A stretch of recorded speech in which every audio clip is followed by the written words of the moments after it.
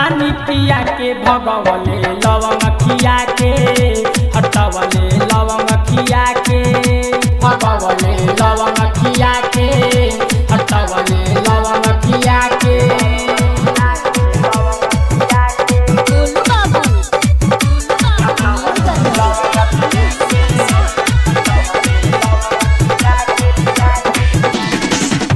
हमारा पकैल खैसन जादूबा देहिया में मिलत नाही काबूबा।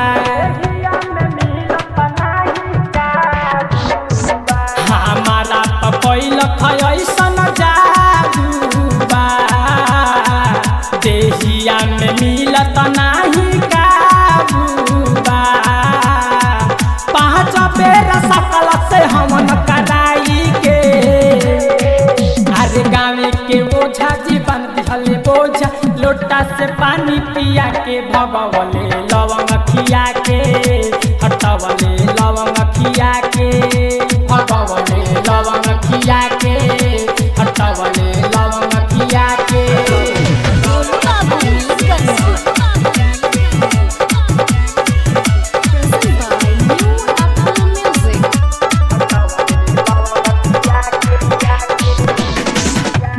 के गुप्ता और अर्जुन परेनी हो अरविंद ओझा के लगे गेनी हो।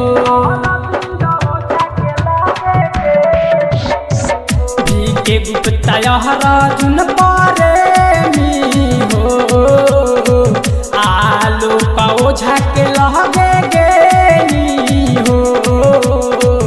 आवत रहे सपना में रूप बनाई के आज गाँव के ओझा जीवन दिहले बोझा लोटा से पानी पिया के भगवले लवंग खिया के हटवले लवंग खिया के भगवले लवंग खिया के हटवले लवंग खिया के।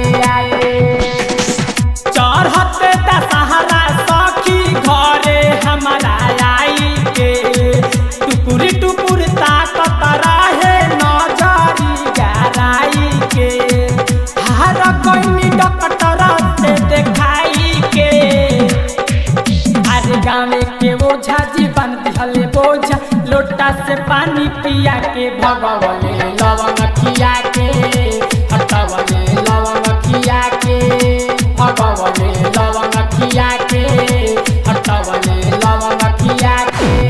Studio new apples Motihari. Alok Bharti Motihari, contact number 8507063299।